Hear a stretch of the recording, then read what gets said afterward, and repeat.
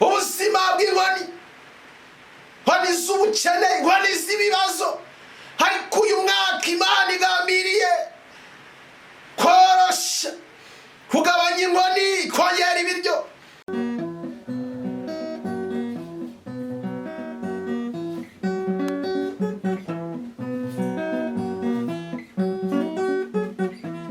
Yesu ashimwe. Tunejejwe n'Imana mu mutima kongera kuganira ku ijambo ry'Imana, kandi dushimiye Imana itwemereye kugira ngo dutambutse ijambo ryayo. Reka mbere ya byose tubanze tuyishimire. Mana data wa twese uri mu ijuru, turagushimiye kuko uri mwiza kandi ubereye mwiza bagutegereje bose. Tugushimiye kuri Imana yita kuri twebwe, kandi umugambi wawe urakomeje ku buzima bwacu. Turagusabye ngo ubane natwe muri uyu mwanya w'ijambo ryawe. Umuntu wese uzaryumva Mana azabona impinduka izanwa n'ijambo. Urakoze kuko hari icyo witeguye gukora ku bw'ijambo ryawe. Amen.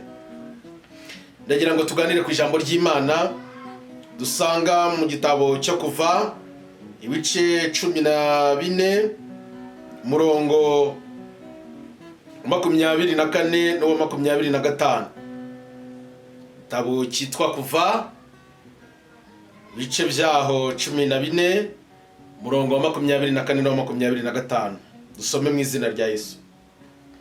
Mu gicuku cya nyuma Uwiteka yitamuriye mu nkingi y'umuriro n'iy'igicu, yitegereza ingabo z'Abanyegiputa zicikamo igikuba. Akura inziga ku magare yabo, bituma kururika aruhije cyane.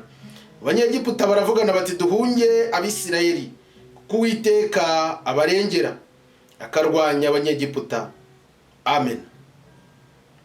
Ndagira ngo tuganire ku ijambo rivuga ngo mu gicuku cya nyuma Uwiteka ritamurura. Mu gicuku cya nyuma Uwiteka ritamurura. Habaye ibicuku byinshi mu buzima, habaho amajoro menshi mu buzima, ariko hari igicuku kijya kibi cya nyuma. Imana ishimwe. Icyo ngicyo ntikirenge utabonye ubutabazi. Iki gitabo cyo Kuva ni kimwe mu bitabo 5 Mose yanditse, byo twita Pentateuch. Ni ibitabo 5 Mose yanditse. Mwera babyita bitabo by'amategeko. Kikaba igitabo cya kabiri. Abanza cy'itangiriro, akurikiraho Kuva, akurikiraho Abalewi, Kubara no Gutegeka kwa kabiri. Ibyo bitabo uko ari 5 byitirirwa Mose ko ari we wabyanditse. Ndagira ngo rero tuganire kuri iki cya kabiri cyitwa Kuva.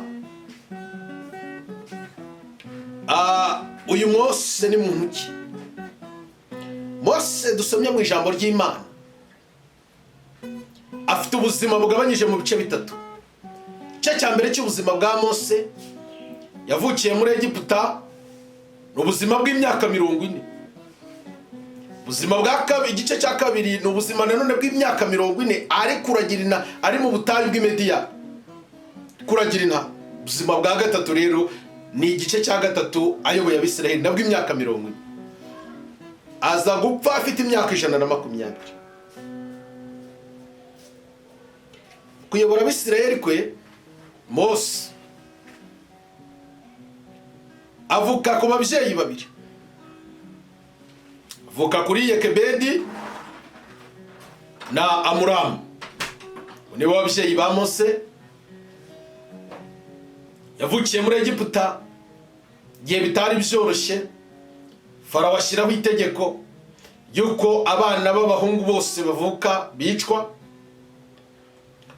Nyina wa Mose mu gihe cyo kuvuka kwa Mose amuhisha amezi 3, ariko ngo biranga mu buhera gatebo. Abwira mushiki we Miriyamu, aramubwira ati mujyane mujyane mu rufunzo kato agatebo gashyire mu mazi, witaruruze kureba ikiri bumubeho. Kubera umugambi Imana yari ifite, ibuza amahoro umukobwa wa Farawo ajya kwiyuhagirira mu rufunzo, manuka hepfo ku mazi. Abwira abashabe baramuherekeza, ngo hageze yitegereza kato keza cyane kari mu mazi. ibyari kujya koga, Imana iba yateguye inzira yo kurengera Mose. Turi ku ijambo rivuga ngo mu gicuku cya nyuma Imana iritamurura. Nawe wasanga icyari igicuku cya nyuma kugira ngo Imana igutabare. Wasanga waragiye ugira ibicuku byinshi, ariko hakaba ari igicuku Imana izanye kugira ngo ikurengere, kwibagiza ibicuku byatambutse. Imana ishimwe. Warangije bwira abaza kukamuzanira, barakazana ngo sangamo akana karimo karira. Rangije mukurira, wareba ukuntu ari keza, aravuga ati kandi uyu mwana n'umuheburayo. Miriyamu yigenzagenza yumva amagambo bariho bavuga. Umukobwa wa Farawo aravuga ati nakuraho umuheburayo kazi wamufasha akamurera akamwosa. Miriyamu ngo baritaye mu gutwaza, aravuga ati nyamara njye namumubonera ngo bazamukanye umwana ngo amugeze mu rugo. Umukobwa wa Farawo Sara aravuga ati ngewe uyu ni umuheburayo ndamwica. Umukobwa ati wamwica ukatwica twembi? Tuyu ni umwana wanjye namwitoreye mu mazi kandi mwise Mose. Mose ngo umwami yemera ko Mose abaho, ariko atari kubw'impuhwe, ahubwo ari kuko umukobwa we yavuze ati uyu mwana agomba kubaho. Arangije bafata Miriyamu aramubwira ati genda utuzanire uwamurera. Bajya kuzana Yokebedi na Mose amurera, ari mama we noneho amurera nahembwa, ahabwa ibyo kurya, ahabwa ibyo kunywa, uburetwa asa n'ububohotseho. Ariko yamurera, urumva umubyeyi yaramubwiraga ati mwana umenye ko uri umuheburayo, ntabwo uri umunyegiputa. Harakura, ariga, agira ubwenge, yiga iby'amategeko. Warangije mu mirimo yakoze ahabwa no kujya ajya kugenzura iby'inkambi ya bene wabo aho babaga. Wagezeyo akareba uburetwa bene wabo yari yarabibwiwe amakuru barimo. Warangije bwa mbere yareba ukuntu abaheburayo Abisiraheli bene wabo barimo barwana, kaboze ariko murapfa iki ko muri abavandimwe? Ubundi ngo bashyiraho umugambi wo kugabanya ibyo baryaga, ngo bongere igiti bajya bakubita kabisa, bongere akazi bagabanya ibiryo. Ariko Mose wahageze agabanya inkoni yongera ibiryo. Nubwo Farawo bafite umugambi wo kugabanya ibiryo akongera inkoni, ariko Imana nayo ifite umugambi wo kugabanya inkoni. Hari abantu babayeho ku buzima bw'inkoni ubuzima bw'inkoni, inkoni z'ubukene, inkoni z'ibibazo. Ariko uyu mwaka Imana igambiriye koroshya, kugabanya inkoni, kongera ibiryo. Ngo Mose ngo ahageze agabanya inkoni, azamura ibiryo. Ikibazo kiravutse rero. Nyuma makuru ageze kwa Farawo arabimenya. Farawo aravuga ati ariko Mose aravuga ati ariko niba akazi kagenze neza, bantu bakaba bariye bakaba banakoze, muri inyungu zikaboneka z'akazi, hari ikibazo. Undi munsi baza kugenda asanga umunyegiputa arimo ararwana n'umwisiraheli. Umwisiraheli ari umunyegiputa arimo aramukubita, ahorera mwene wabo kubisa umunyegiputa, barapfuye, abaranamushyira. Undi munsi aza gusanga umunyegiputa arwana n'undi, aramubwira ati ariko murapfa iki ko muri abavandimwe? Abwira ati uragira ngo tugeze kuko wagejeje aho yarazi ko ntawe abibonye. Ako kanya ahita ahunga. Ibaza umuntu wamenyereye kurya ku gihe, umuntu w'ibwami arira ku gihe, asi kwambara neza, kurya mu gitondo azi ibibanza azi n'ibikurikira, saa yine azi ibyo bafata, saa sita azi ibyo barya, saa cyenda azi ibyo barya, na nimugoroba azi ibyo bafata mbere y'amafunguro. Umuntu wabayeho mu buzima bwiza, murebe noneho ahunze. birangira agiye kuragira intama z'uwitwa Yetiro, mureba afashe inkoni abaye umushumba. Muntu wize kagira ubwenge bwinshi, muntu wabayeho neza, murebe Imana ubuzima bwose ishaka yabunyuzamo umuntu. Byo birarangira, iyo myaka 40 irangiye, Imana iramwishurira iramubwira ngo abona igihuru cyaka ariko gisha n'igikongoke, watambikishwa no kureba ishyano riguye. Warangije ngo hageze, Imana iprofita amatsiko ya Mose, iramubwira ati Mose, kwetura inkweto kuko ahugeze nahera.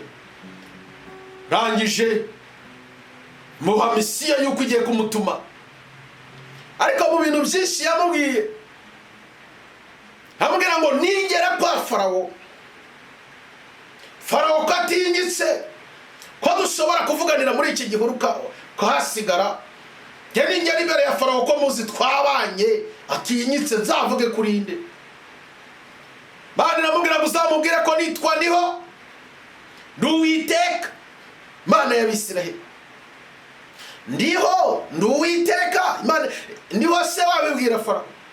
Farawo ntabwo yemezwa n'amagambo. Farawo ashaka niyo umubwiye igitangaza kinaboneke. Bandi namubwira ati ufite iki muntu? Inkoni. Terere hasi, hinduka inzoka. Mbwira ngo ngira uyifata, agiye kugira ubwoba arayifata. Kabiri, fata ikiganza, gishire mu gituza, arakihashira. Arebye asanga cyabembye, gize ubwoba. Bandi namubwira ngo ngira gisubize mu gituza, asanga kirakize, aratangara. Ibyo byemeza Farawo. Farawo ntiyemezwa n'ikimenyetso kimwe. Bandi namubwira ngo hari ibimenyetso 10 bizaba, ku cyacuma zemerere ko ubwoko noneho bugende. Cyo yakoze, yarahagurutse ageze kwa Farawo, amubwira ati Ndiho yantumye. Farawo ngo Ndiho niki? Ndiho ninde? Ndiho ni bwoko ki? Amubwira ati ni Imana y'Abisiraheli. Niki kigaragaza ko Ndiho yagutumye? Niki ufite ikimenyetso kigaragaza ko Ndiho yagutumye? Mose ati ikimenyetso ndagifite. Abarambuye ya nkoni hasi hindutse inzoka.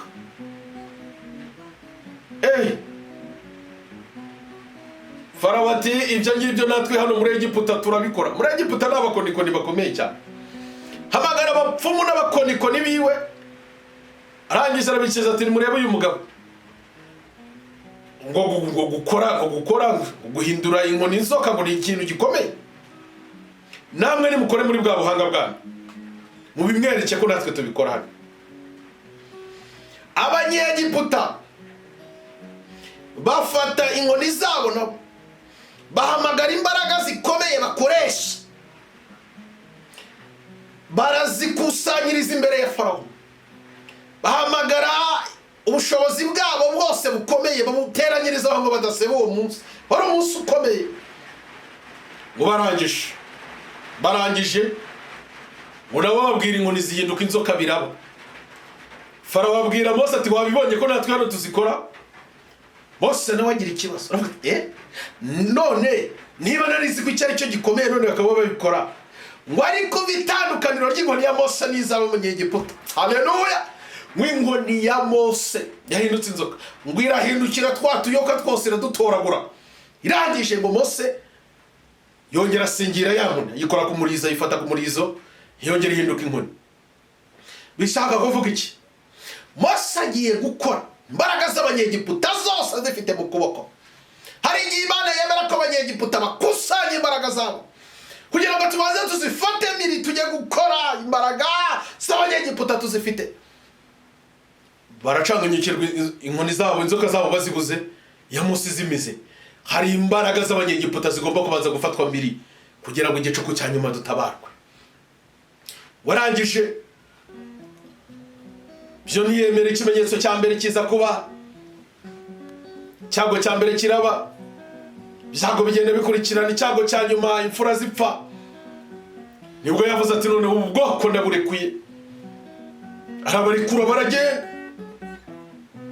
Ngo bageze ku nyanja, havuga ati ariko ubu ngubu ni iki cyabaye ngo abo bantu barekure ko badukoreraga imirimo ngo afate ingabo zizi kwihuta zigendera ku mafarashi ku magare zigenza amaguru zihuta ngo bihute bakurikira Abisiraheli babagarure ngo barangije ngo barihuta babasanga bakigera ku nyanja. Abisiraheli bageze ku nyanja basanga inyanja imbere n'inyanja itukura, bahindukiye babona amagare n'amafarashi by'ingabo za Farawo, barebye impande n'impande basanga ni imisozi ntibayiterera, kujya imbere ntibishoboka, gusubira inyuma ntibishoboka, kwiruka ntibishoboka. Ngo babwira Mose ngo ni iki gitumye tuzana kutwicira kuri iyi nyanja? Muri Egiputa ko twaryaga amadegede tukiryamira, ni iki gitumye tuzana kugira ingorane zimeze gutya? Ngo Mose bariherereye ajya kubaza Uwiteka, maze Imana iramubaza ngo Mose ni iki gitumye untakira? Bwira Abisiraheli bakomeze bagende. Nubwo ibibazo bihari ariko turakomeje, hadobresa turakomeje. Nubwo intambara zihari turakomeje urugendo, makuba turutse impande zose turakomeje. Nubwo wabona nta nzira ariko Uwiteka arayiteguye. Hamaze muri cyo ufite mu ntoki ati ni inkoni, genda urambure hejuru y'inyanja, inzira iraboneka Abisiraheli bambuke. Aragaruka rangije arabwira Abisiraheli ati Uwiteka yambwiye ko dukomeze. Ngo arambura inkoni hejuru y'inyanja. Ntugira ngo byabaye umunsi umwe birarangira, haciye iminsi, haciye ibicuku. Imana icyambere yakoze Abanyegiputa bari hafi. Icyambere Imana yakoze cyatumye Abisiraheli imbere n'inyuma n'iruhande n'ibumoso, iburyo n'ibumoso hose bazengurukwa n'ibibazo, kwari kugira ngo batiruka. Hari ibibazo biza bikakuzenguruka kugira ngo utabona aho unyura ngo wiruke, udata umurimo, nyabigaturuka imbere inyuma impande ukabura kunyura, kabura inzira. Hari ibiza kugira ngo utabona. Abisiraheli iyo babona inzira bari kwiruka da. Ese ugira ngo wowe uyibonye ntiwakwiruka? Hari ibiza bikakuzenguruka ukabura inzira. Ngo Imana ireba ihindukira n'Abanyegiputa. Haleluya. Ngo ireba ku nziga z'amagare y'Abanyegiputa ngo zirakuka. Bakanishi barimo abatekinisiye bajyaho baratekinika. Imana yimura inkingi abajyaga imbere, njora baberaga umuriro, ku manywa nabwo ikababera umucyo. Noneho iyishira inyuma y'Abanyegiputa, hagati y'Abanyegiputa n'Abisiraheli. Nuvuga ngo uko Umwisiraheli wa nyuma iyishira inyuma. Noneho inkingi yabajyaga imbere ibajya inyuma. Noneho bivuga ngo igiye kubarinda ibituruka inyuma. Mana yimura inkingi muri 2020 iyishira inyuma yawe kugira ngo iyi nkingi ihangane n'Abanyegiputa. Ku Bisiraheli haboneka umucyo, ku Banyegiputa icura umwijima. Imana iguha inkingi. Inkingi yarantangaje. Kuyoborwa n'inkingi ntabwo byoroshye. Uzi ko kuyobora iyi nkingi aho ishinze niho uba. Niba ishinze kurya dodo ishinze ahantu hari dodo zitagira umunyu, urazirya mpaka. Iyi nkingi niba ishinze kukubaho uteze amaboko ku bandi, nibyo ntiwabihindura. Iyi nkingi niba ishinze kugura inyanya za zindi zimwe ziba zahonyotse akaba arizo wugura, za zindi bita ngo n'amadesha, ntacyo wahindura. Ntabwo ujya kugura ku kiro, ku nkingi yawe ishinzaho. Nkingi niba ishinze kwambara umwenda umwe, ntabwo wabikora utese ngo wambare ibiri, ntibyakunda. Bisaba ngo aho inkingi ishinze bariho nawe, ariko iyo ugendanye nayo ukayubaha, igera igihe bikabihindura byose. Ku byari bikugoye bigahinduka umwijima, ariko ku buzima bugahinduka umucyo. Ngo Abanyegiputa baravugana bati mureke duhungi, kuko Uwiteka arengeye Abisiraheli twebwe katurwanya. Ngo barangije Uwiteka arababwira ati noneho rero Mose rambura inkoni yawe. Arayirambura hejuru y'amazi, umuhanda uraboneka munini rwose. Ngo Abisiraheli barambuka bageze hagati, inkingi nayo yegera imbere, yagendaga ibayoboye. Abanyegiputa nabo baricuma begera imbere. Ngo Umwisiraheli ubwo hari mu gicuku cya nyuma, Imana nibwo yitamuruye, haleluya, ngo noneho umunyegiputa wa nyuma yageze mu mazi, umwisiraheli wa nyuma umunyantege nke yambutse. Ngo Imana ibwira abisiraheli ngo muhagarare.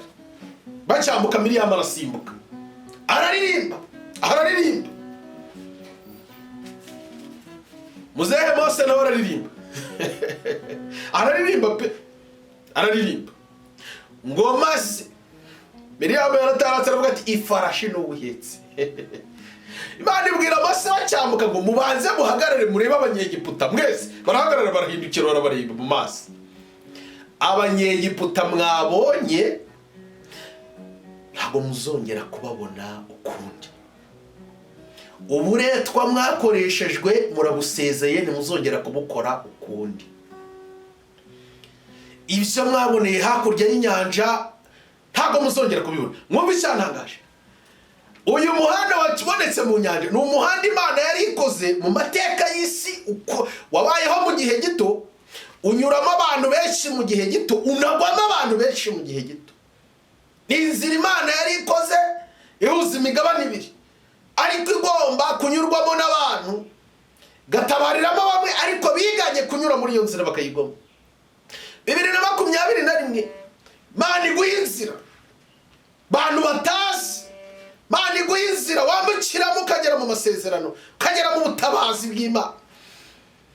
Ngo barangije ngo bararirimba, Imana ibwira Mose kugira urambura inkoni. Amazi yo hepfo nayo haruguru birahura, abisiraheli Mose ngo araririmba, Miriyamu araririmba, abisiraheli bararirimba, barashima, baravuga bati uradutabaye, uraturengeye. Iyo tumaze kwambuka inyanja itukura, inyanja itukura tuyigereranya n'ibibazo dufite. Hari ibibazo tuba tutazongera kwibuka. Mose ngo araririmba indirimbo Mose yaririmbye yambutse inyanja, Imana irayimura ijyana mu ijuru. Iri mu ndirimbo tuzaririmbirwa tugezeyo. Indirimbo Mose yaririmbye yambutse inyanja itukura izaririmbirwa itorero rigeze mu ijuru, n'izindi. Ngo barangije bashima Imana, mu gicuku cya nyuma Imana iritamburura. Uyu munsi nawe wasanga ufite igicuku kikubereye kirekire. Hari ibicuku byaje birakubabaza, ibicuku biraza birakuremerera mwene data, ibicuku bituma udasinzira, bituma nta mahoro nta munezero. Ariko uyu munsi wa none nagira ngo nkubwire ngo Imana yambwiye nkubwire ngo mu gicuku cya nyuma igiye kwitamurura. Mu gicuku cya nyuma habaye ibicuku byinshi, ariko Imana izanye igicuku cya nyuma. Cyambere giye kubanza gukangarira abanyegiputa, cyakabiri cy'inzira aho uri bunyure iremye ubutabazi budasanzwe mu gihe kidasanzwe. Imana yacu ihabwa icyubahiro. Ko abantu babibonaga siko bigiye kuba, bigiye guhindukira mu maso yabo. Ko abantu batekerezaga ko bidashoboka, hari ibintu bigiye gushoboka nabo bibatungure. Ushoboye byose n'Uwiteka wenyine. Byagukuye umutima, ubona ko birangiye, hejuru y'ibyo bintu byose hari Imana. Naje kukubwira ngo mu gicuku cya nyuma yarinze Mose nawe izakurinda, yarinze abisiraheli mu gihe cy'ubunyage cy'uburetwa nawe izakurinda, iyabayoboye kabambutse inyanja itukura nawe izakwambutsa muri ibyo bibazo ufite. Ubutabazi bw'Imana burahari, maboko y'Imana kugutabara arahari. Yabwiye Mose ngo nitwa ndiho. Majambo menshi yaramubwiye ngo nahozeho ndiho kandi nzahora witeka ryose. Iyo Mana yahozeho n'ubiriho izanahora witeka ryose. Irahari ngo gukemurira ibibazo, irahari ngo gutabara, irahari ngo kugirire neza, irahari ngo kurwanirire. Imana ishimwe, irahari ngo gutabara. Urakoze kumva ijambo ry'Imana. Tugiye gusoza tukubwira ngo komera. Yarinze Daniel izakurinda, yarinze Mose izakurinda, yarinze abantu batandukanye bo mu ijambo ry'Imana, kandi nawe ufite ibihamya by'ibyo Imana yakoze. Urakoze cyane kumva ijambo ry'Imana. Ndagira ngo dusoze gusengera. Gusengera wizera ijambo ry'Imana. Imana yaciye inzira. Buriya ikintu cyantangaje, iyi nzira Imana yaciriye abisiraheli ni inzira yabayeho mu gihe gito, inyurwamo n'abantu benshi mu gihe gito, igwamo abantu benshi mu gihe gito, inafungwa mu gihe gito. Ntabwo yamaze amasaha, ni inzira itaramaze amasaha menshi.